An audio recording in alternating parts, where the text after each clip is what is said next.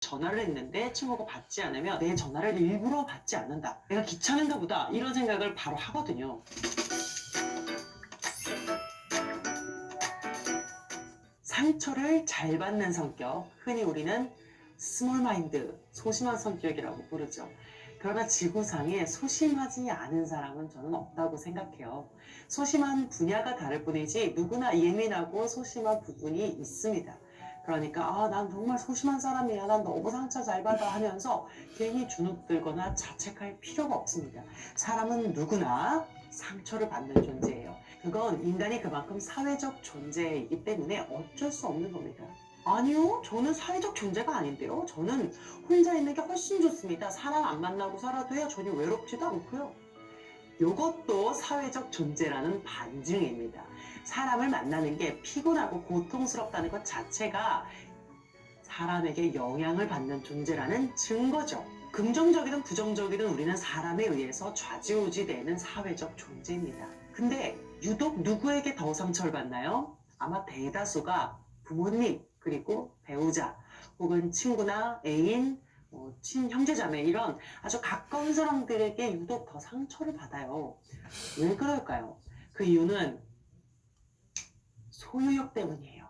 우리는 누군가와 가까워질수록 상대방을 나의 일부분으로 여기게 됩니다. 그래서 내가 굳이 말을 안 해도 당연히 내 생각을 상대방이 알고 있을 거라고 생각해요. 잘못된 행동을 해도 이해해 줄 거라고 생각해요. 내가 원하는 대로 말하고 행동하기를 바라는 그런 욕구가 커진다는 거예요. 어릴수록 친구나 부모를 더 자기 자신으로 여기면서 어떤 내 기대와 맞지 않을 때, 내가 원하는 말을 해주지 않을 때 막 상처받고 토라지고 이러죠. 그러니까 관계에 있어서 자꾸만 상대방을 소유하려고 하고 집착하고 그 사람이 나와 같기를 기대하게 된다면 그건 그만큼 관계가 아직 어린아이처럼 미성숙하다고 할 수 있습니다. 그렇다면 왜 어린아이의 인간관계에서 어른의 인간관계로 발달하지 못했을까요?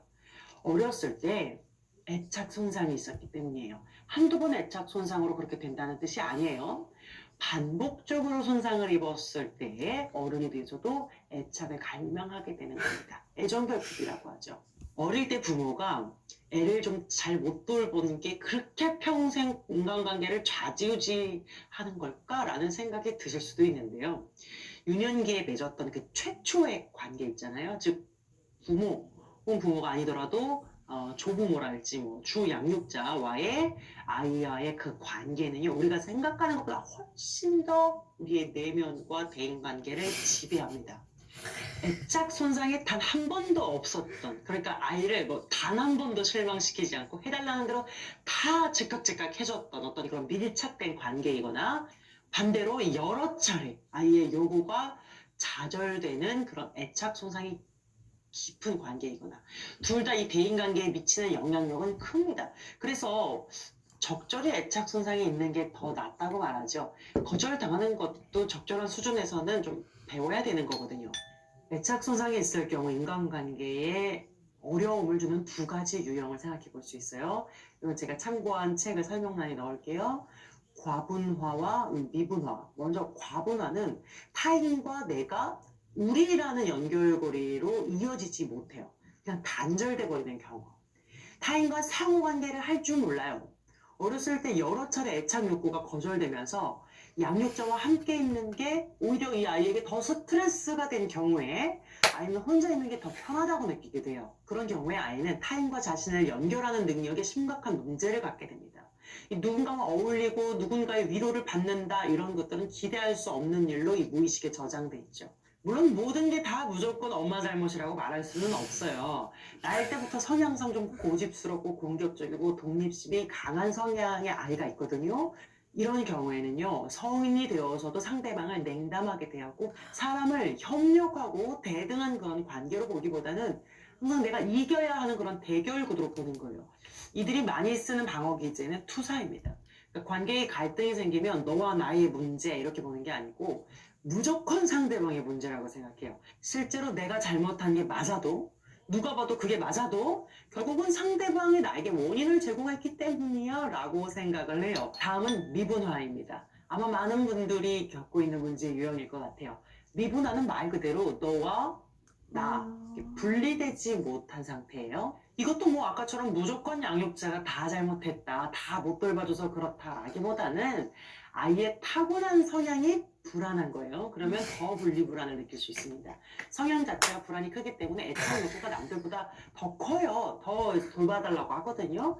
그러니까 양육자는 그걸 다 충족시켜주기가 어렵기 때문에 다른 아이들보다 애착 욕구가 더 자주 좌절되게 되는 거예요. 그렇게 애착 욕구가 좌절될 때 이 아이들은요, 과도하게 불안해지면서 더더욱 양육자에게 막 매달리게 됩니다.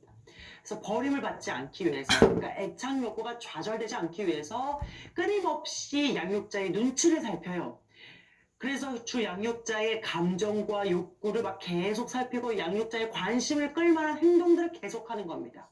이걸 역애착이라고 하는데요. 부모가 아이를 충족시켜주는 게 아니라 반대로 아이가 부모의 요구를 충족시켜주려고 하는 거죠. 양육자와 연결이 끊어지지 않게 하기 위해서 무조건 순응하는 겁니다. 눈치 보고요. 과부나 유형에 비하면 미부나 유형은 그래도 인간관계를 어느 정도 할 줄은 아는 거니까 좀 더 나은 것 같지만 그렇지 않아요. 겉보기에는 항상 상대방의 마음을 헤아리는 것 같지만 정작 상대방의 마음을 잘 읽을 줄 몰라요. 그리고 자기가 원하는 것을 상대방이 원하는 것이라고 착각을 합니다. 왜냐면 너를 나로 생각하니까요. 일체라고 생각하니까. 미분화됐으니까. 그리고 이들이 정말 살기 힘든 게 뭐냐면 이 상대방과 하나가 되지 못하면 극심하게 불안하기 때문에 아주 작은 사소한 다툼이나 갈등이 있을 때 그 스트레스가 아주 극심합니다.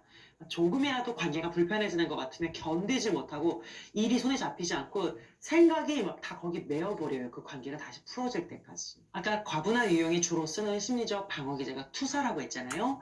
우리 미부나 유형이 주로 쓰는 심리적 방어기제는 내사입니다. 그러니까 다른 사람의 생각이나 감정 같은 것들을 내 거라고 생각해요. 이들도 자기 취향이 있기는 있어요. 근데 사실 알고 보면 나와 가까운 사람과 비슷한 취향이에요. 그 친구가 좋아하는 가수를 어느새 내가 좋아하고 있고 그 친구가 쓰는 화장품, 그 친구의 옷 스타일 이런 것들을 어느새 내가 다 따라하고 있어요. 근데 중요한 건 본인은 그걸 몰라요. 타인이 나와하고 동일시하는 그런 내사입니다. 이들은 누군가의 요청을 거절할 줄은 모릅니다. 관계가 불편해지느니 차라리 내가 희생하지 뭐 이게 훨씬 더 편한 거예요. 왜냐하면 본인은 거절을 당했을 때 심각하게 상처를 받거든요.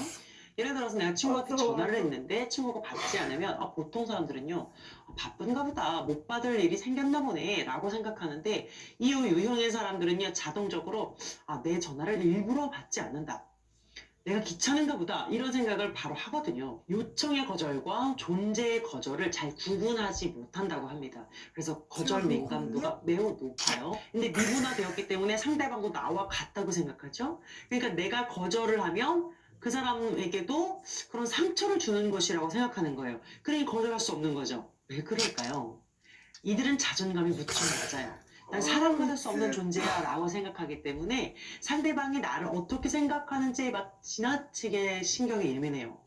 좋은 사람으로 남고 싶고 거슬리는 사람이 되지 않기 위해서 나의 의견이나 감정 같은 것들을 다 숨겨요. 무시해요. 그리고 무조건 상대방만 존중하려고 해요. 나는 존중하지 않는 겁니다. 사람들은 이런 사람을 가리켜서 착하다, 진짜 착하다, 짜증나. 그죠? 근데 이거는 착한 게 아니라 미성숙한 겁니다.